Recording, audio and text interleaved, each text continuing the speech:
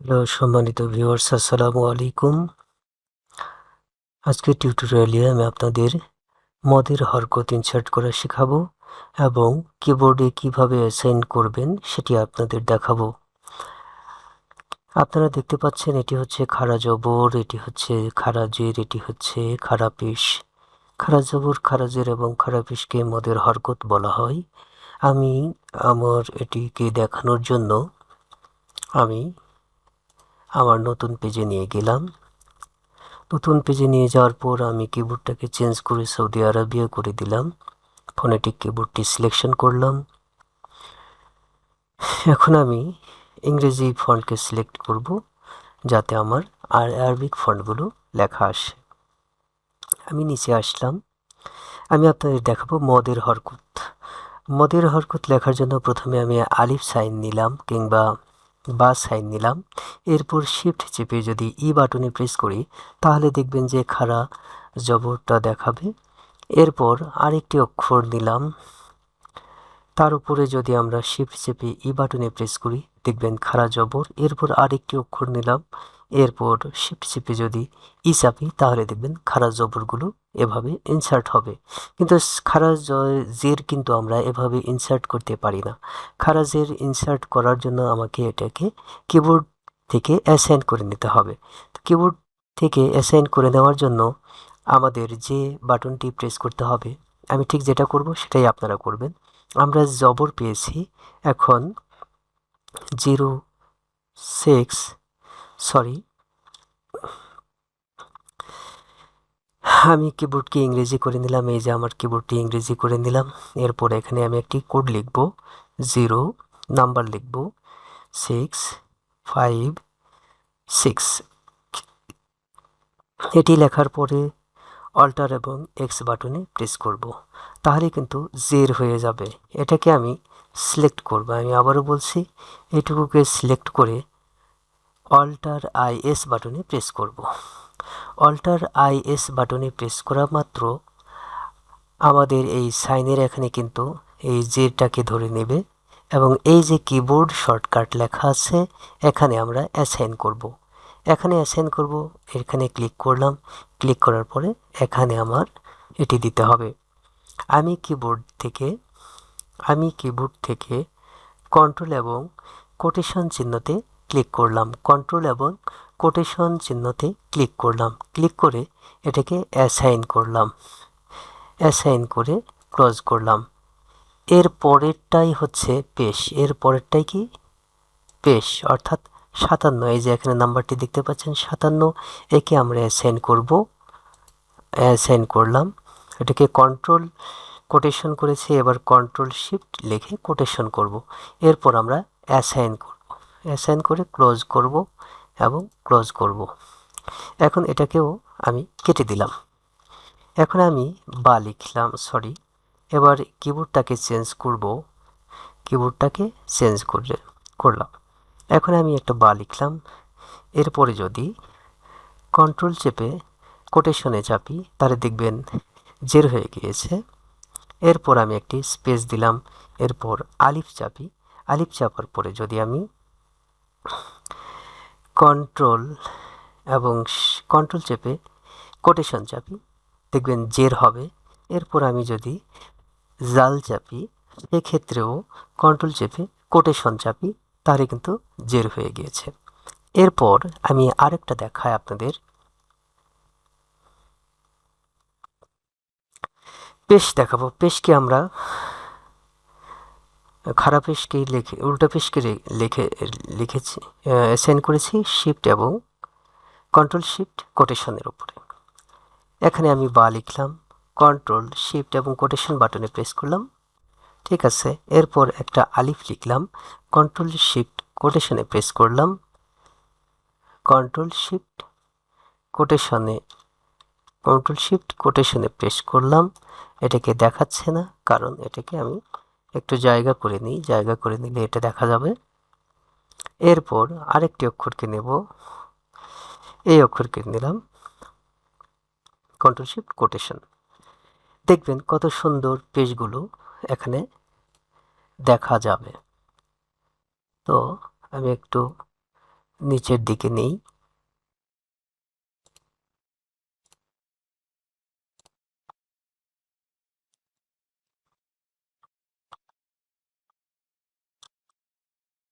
এই যে আপনারা পেজটা দেখতে পাচ্ছেন। তো বন্ধুরা, এভাবে আপনারা মদের হরকতগুলোকে ইনসার্ট করতে পারেন। আমি যেভাবে ইনসার্ট করলাম, অ্যাসাইন করলাম, আপনারা ঠিক সেভাবেই অ্যাসাইন করবেন। তাহলে এটি দ্রুত যে কোনো ফন্টে আপনারা খাড়া জবর, খাড়াজের এবং উল্টা পেশ লিখতে পারবেন। তো এরপরে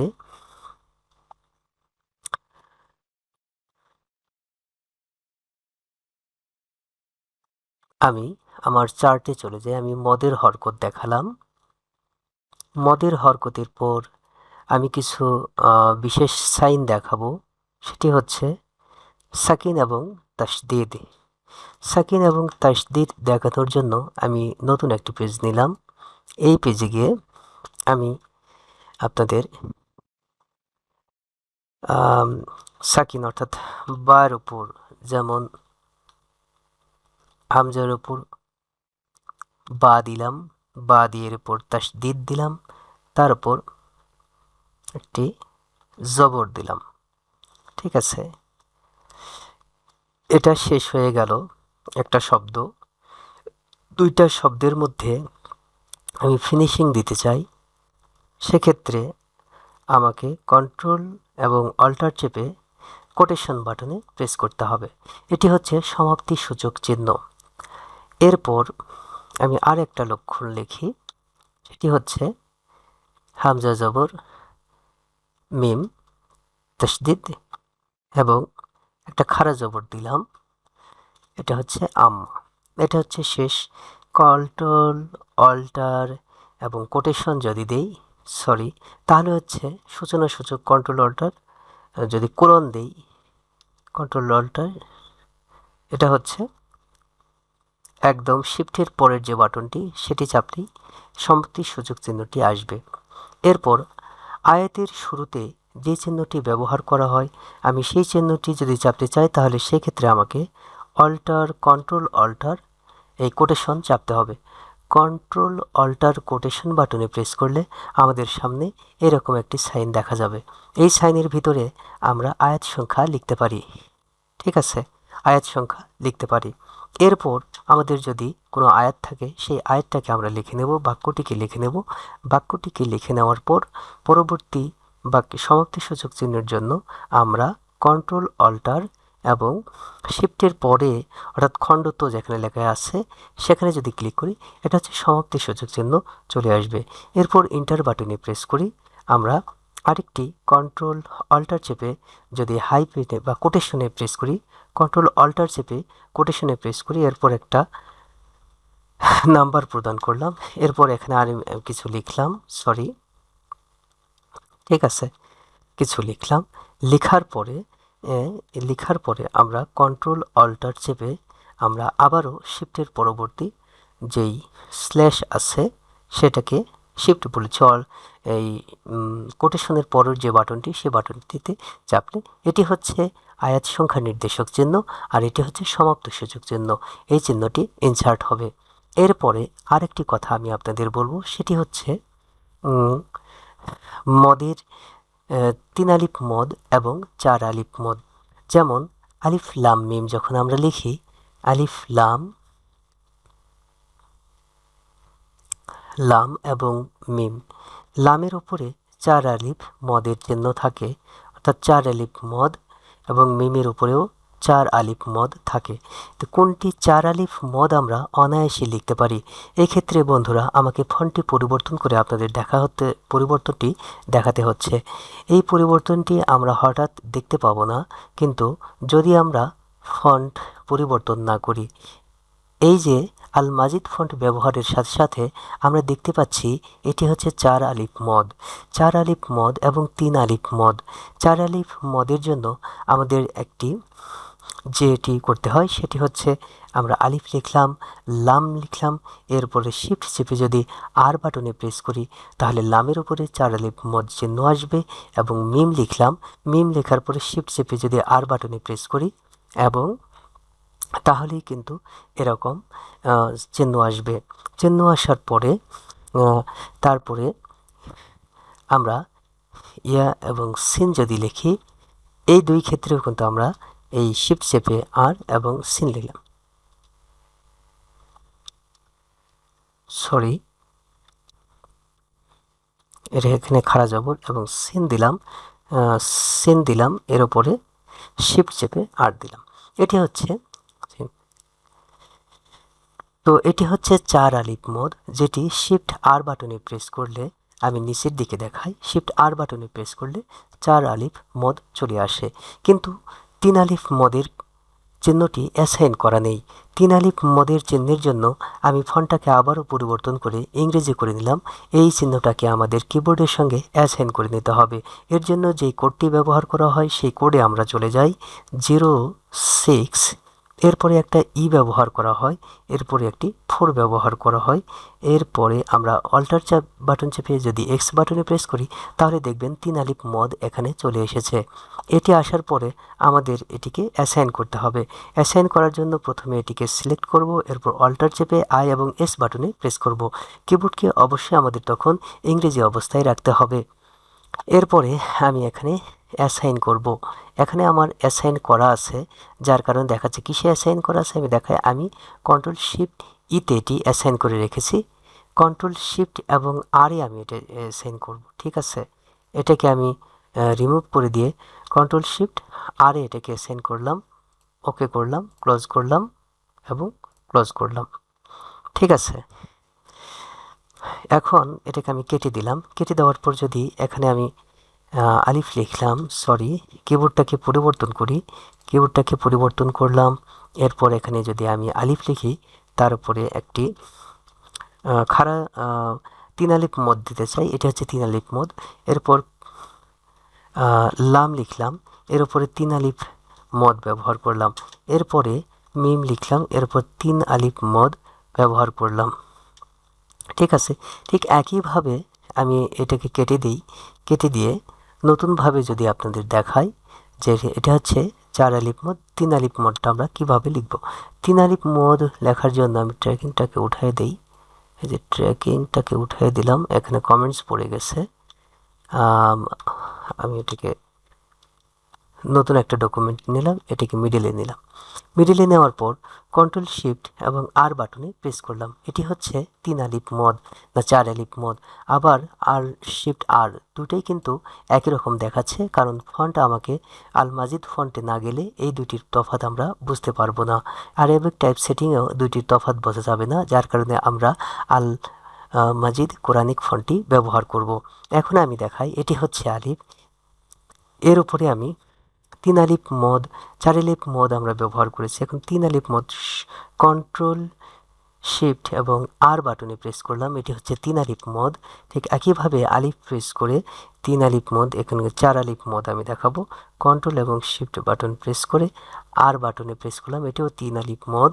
কিন্তু এটিকে 2 আলিফ 4 আলিফ মদ দেওয়ার জন্য আমরা শুধু কন্ট্রোল শিফট এবং আর ব্যবহার করব। তাহলে দেখতে পাচ্ছেন বন্ধুরা, এটি হচ্ছে 3 আলিফ মদ এবং এটি হচ্ছে 4 আলিফ মদ। কীভাবে অ্যাসাইন করবেন, অ্যাসাইন করার অংশটি খুব যত্ন সহকারে দেখবেন। তাহলে 3 আলিফ মদ, খাড়া জবর, খারাজের এবং উল্টা পেশকে অ্যাসাইন করা, জবরকে করার প্রয়োজন নেই, বাকিগুলোকে অ্যাসাইন করবেন। তাহলে আপনারা অনায়াসেই অ্যারাবিক টাইপিংগুলো করতে পারবেন।